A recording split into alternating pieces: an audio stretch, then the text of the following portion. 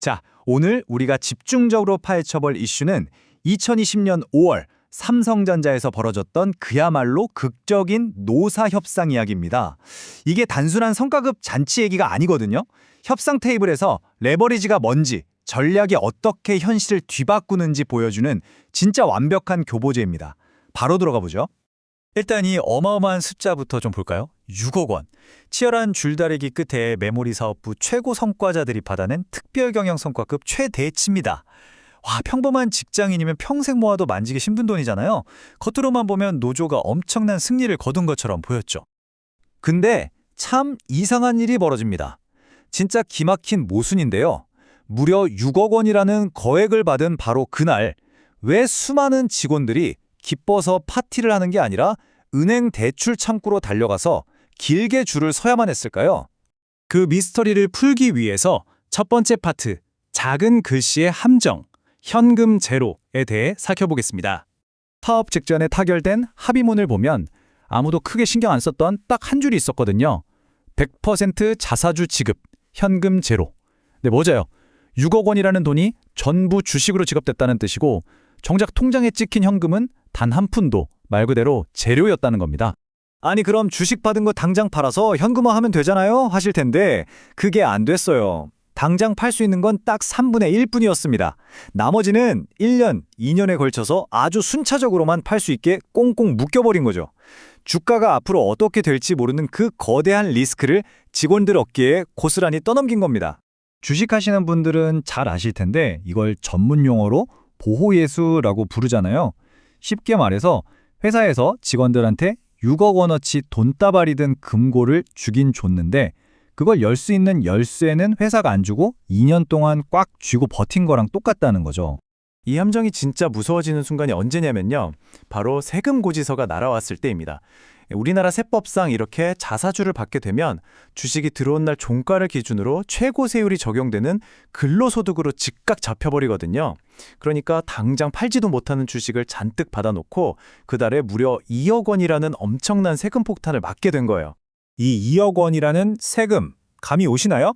서울 외곽에 번듯한 빌라 전세 하나 구할 수 있는 진짜 큰 돈입니다. 당장 손에 쥔 현금은 10원 한 장 없는데 나라에 2억을 내야 하는 기막힌 상황이 된 거죠. 결국 직원들은 세금 내려고 방금 받은 그 묶인 주식을 담보로 은행에서 고금리 대출을 받아야 했습니다. 성과급 잔치가 하루아침에 빚잔치로 변해버린 이유가 바로 이거예요. 두 번째 파트, 노조는 왜 무너졌나?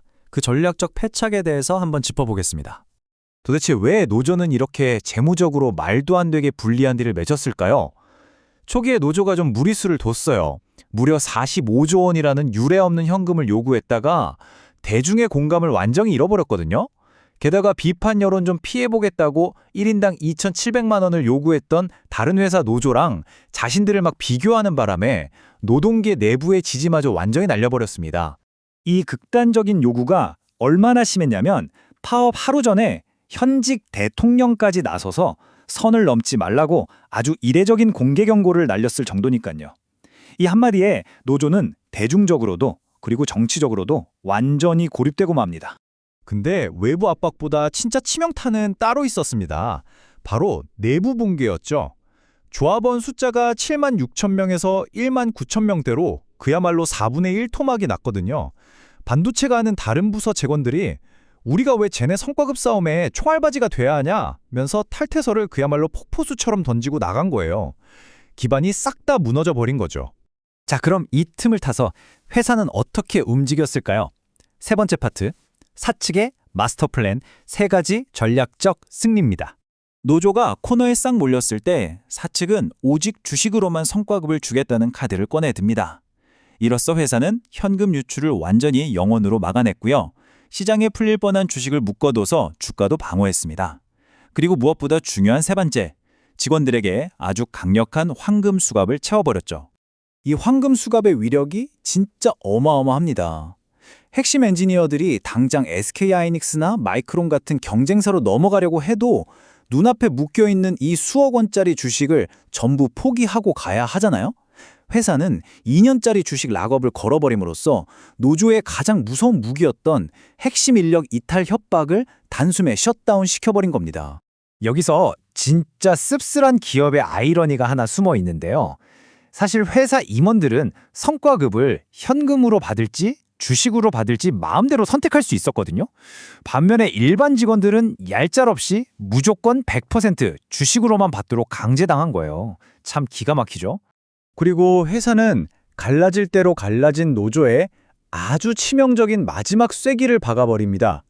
불만이 폭발해서 탈퇴를 주도했던 비반도체 부문 직원들한테도 최소 1.6억 원은 맞춰줄게 라는 카드를 던진 겁니다.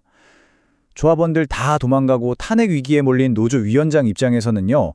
조직 공중분해를 막기려면 울며 겨자 먹기로 이 합의서에 사인하는 것 말고는 진짜 아무런 선택지가 없었을 겁니다. 자, 그럼 이 엄청난 드라마에서 우리가 배울 수 있는 마지막 네 번째 파트, 최종 교훈, 목소리 크기 대 세부 조건입니다. 이번 사태가 우리에게 주는 세 가지 명확한 교훈이 있습니다. 첫째, 45조 원 달라고 쩌렁쩌렁 소리친다고 이기는 게 절대 아니라는 거. 둘째, 대중의 공감이 없으면 아무리 센 요구도 헛발질이라는 거. 그리고 마지막으로 현실을 통제하는 건 뉴스에 나오는 그 화려한 숫자가 아니라 아주 지루하고 복잡해 보이는 그 세부 조건이라는 사실입니다. 결국 이 모든 상황을 한마디로 요약하면 이렇습니다. 언론 플레이하면서 가장 큰 목소리를 냈던 쪽은 철저하게 깨졌고 물밑에서 아주 조용하고 치밀하게 법적 조건 하나하나를 설계했던 쪽이 모든 실속을 다 챙겨갔다는 거죠. 오늘 준비한 분석은 여기까지인데요. 여러분의 커리어를 위해 마지막으로 질문 하나 던지면서 마무리하겠습니다. 여러분이 다음번에 중요한 연봉 협상이나 계약 테이블에 앉게 된다면 말이죠. 눈앞에 반짝이는 그 거대한 숫자에만 시선을 뺏기시겠습니까? 아니면 남들이 다 놓쳐버리는 그 작은 글씨, 세부 조항의 진짜 의미를 읽어내는 바로 그 단 한 사람이 되시겠습니까? 선택은 여러분의 몫입니다.